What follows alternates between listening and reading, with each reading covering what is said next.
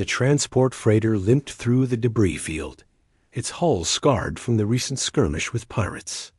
Captain Marcus Webb guided the vessel with practiced hands, scanning for salvage among the wreckage. His crew of 4 had been running cargo between outer colonies for the better part of a decade, and scavenging paid better than honest work these days. "Got something on thermal," called out his navigator. A wiry woman named Rita from her console. Marcus adjusted course, bringing the freighter alongside a shattered escape pod. Through the viewport, he could see movement inside. Something alive. "Could be worth a rescue bonus," Rita muttered, already calculating potential profits. They hauled the pod into the cargo bay, and Marcus's engineer Tom worked the external release. The hatch hissed open, releasing a cloud of vapor. Inside lay a figure, humanoid but distinctly alien. She stood perhaps 6 feet tall, with pale blue skin marked by darker patterns along her arms and neck. Her clothing was torn, revealing deep wounds that leaked violet blood. 4 fingers on each hand ended in what looked like retractable claws. Her face held an elegant, almost delicate quality, with large eyes that flickered open as they approached. She tried to speak, but only a weak rasp emerged. "Easy now," Marcus said, kneeling beside the pod. "We've got you." The alien's hand moved to a device on her belt, but she lacked the strength to activate it. Her eyes rolled back, and she went limp.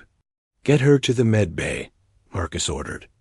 "Tom, see what you can do." They carried her carefully, laying her on the single medical bed their small ship possessed. Tom was no doctor, but years of frontier living had taught him field medicine. He studied the wounds with a practiced eye. "These are precise," he said, frowning. "Military-grade plasma burns. And look at this." He pointed to a scar on her shoulder, old and faded. "That's from a Krell spike rifle. You only see those in war zones." "Maybe she's a soldier," Rita offered. "Or a refugee," Marcus countered. "Either way, we help her. That's what humans do." They worked through the night, cleaning wounds, applying synthetic skin grafts, and hooking her to a nutrient drip. The alien's biology was different, but not incompatible with their basic medical supplies. Tom discovered she had a secondary cardiovascular system, likely an adaptation for combat or high-stress environments. By morning, her eyes opened. They fixed on Marcus with an intensity that made him step back. "Water," she croaked, her translator device finally activating with a weak chirp.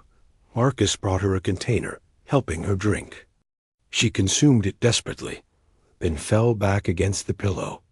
"Thank you," she said, her voice stronger now. "I am Kira. You saved my life.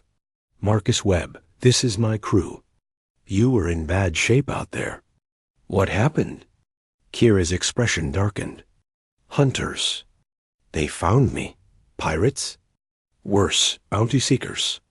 They will come again." Rita exchanged glances with Tom. "How much is the bounty?" "Enough to buy a small moon," Kira said flatly. "You should leave me at the nearest station. Distance yourselves from me." Marcus shook his head. "Not happening. You're hurt, and we don't abandon people. We'll figure something out." Over the next 3 days, Kira recovered with remarkable speed. Her wounds closed at a rate that astonished Tom. She moved carefully through the ship, observing everything with tactical precision. Marcus noticed how she unconsciously mapped exits, how her eyes tracked potential weapons, how she positioned herself to see all entrances. "You're military," he said one evening as they shared the crew's modest meal. Kira paused, then nodded. "Was, a long time ago." "What branch?" "One that no longer exists." The ship's alarm shrieked. Rita's voice crackled over the comb. "3 vessels incoming fast. They're hailing us." Marcus rushed to the bridge, Kira following despite her injuries. On the screen, a scarred face appeared, reptilian features twisted in a cruel smile. "Human vessel, surrender the Vex female, and you will live." Resist and die. Marcus looked at Kira. She stood perfectly still, her face unreadable. What's a Vex? He asked. The reptilian laughed. You harbor the blade of Vex and know nothing? She is Kira Ven, the ghost warrior, destroyer of the Krell Empire, breaker of the Syndicate fleet. 1,000,000 credits for her head. Marcus felt his blood run cold. He looked at Kira again, seeing her differently now. She met his gaze steadily. I told you to leave me, she said quietly. Too late now, Marcus replied. He turned to the screen. She's under our protection. Back off. The reptilian's laughter cut off. Foolish humans. You die with her. The connection severed. 3 warships accelerated toward them, weapons charging. We can't fight that, Rita said, her hands flying over the console. Shields are minimal. Weapons are cargo defense at best. Kira moved forward, her movements suddenly fluid and purposeful. Give me access to your defense systems. You're injured, Tom protested. Not anymore. Marcus saw it then, the transformation. The wounded refugee vanished, replaced by something else entirely. Her eyes held a calculating coldness. Her posture shifted to perfect balance. This was a predator, and they had just seen her wake up. Do it, Marcus said. Kira's fingers danced across the console with inhuman speed. The freighter systems responded, power routing in ways Marcus didn't know were possible. She was using their cargo tractor beams, navigation thrusters, even the waste disposal system in concert. The first warship fired. Kira released a cargo container on a precise vector. The container exploded outward, spreading debris in a calculated pattern. The plasma bolt struck the debris field, dissipating harmlessly. The second ship tried to flank them. Kira vented atmosphere from specific ports, creating thrust vectors that spun the freighter in a tight spiral. She fired their single defensive cannon at the exact moment needed, the bolt striking the warship's exposed sensor array. It tumbled, blind and confused. The third ship, the largest, charged weapons for a killing shot. Kira's hands moved faster than thought, rerouting every available system. The freighter's engine screamed, pushing beyond safety limits. Hold on, she said calmly. They accelerated directly toward the warship. At the last possible moment, Kira fired all maneuvering thrusters simultaneously in a pattern that defied physics. The freighter twisted, rolled, and shot past the warship's bow. So close Marcus could see individual hull plates. She released their entire cargo hold, 60 tons of mining equipment, directly into the warship's path. At their velocity, the cargo became a kinetic weapon. It tore through shields and armor like paper, crippling the vessel. Silence fell across the bridge. The 3 warships drifted, disabled but intact. Kira had neutralized them without a single kill. Jump point in 30 seconds, she said, releasing the controls. I suggest we use it. They jumped, vanishing into hyperspace. The crew sat in stunned silence. Finally, Rita spoke. What are you? Kira turned, and for a moment, the warrior remained visible. Then she softened, becoming the injured refugee again. I was a weapon, she said.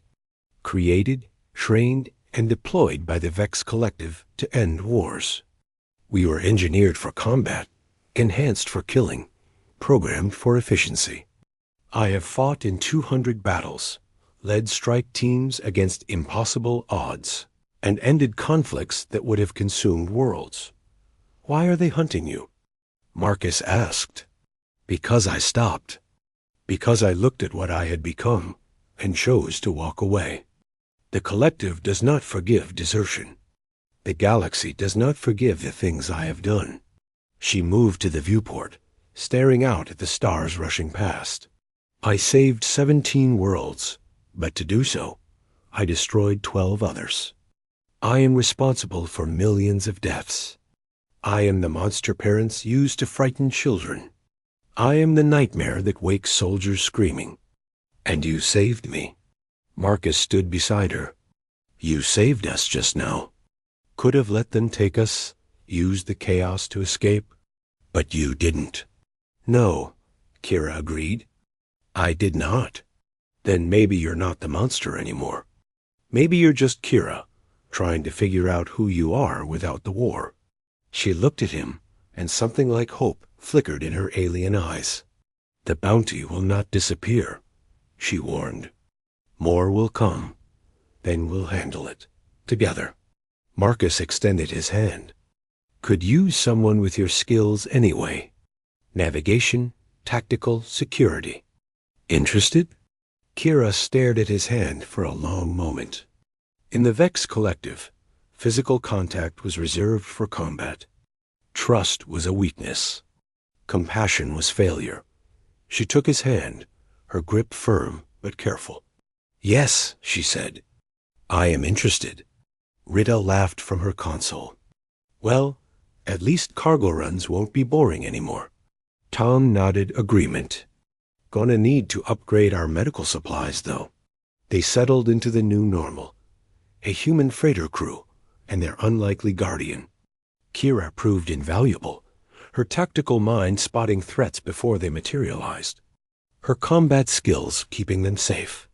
Her knowledge of galactic undercurrents opening new opportunities. But more than that, she learned. Learned to laugh at Tom's terrible jokes, to share meals without analyzing for poison, to trust that not everyone wanted to use her as a weapon. Slowly, carefully, she became something she had never been allowed to be. She became herself, the galaxy's deadliest warrior found, something more valuable than any bounty, more powerful than any weapon. She found a home.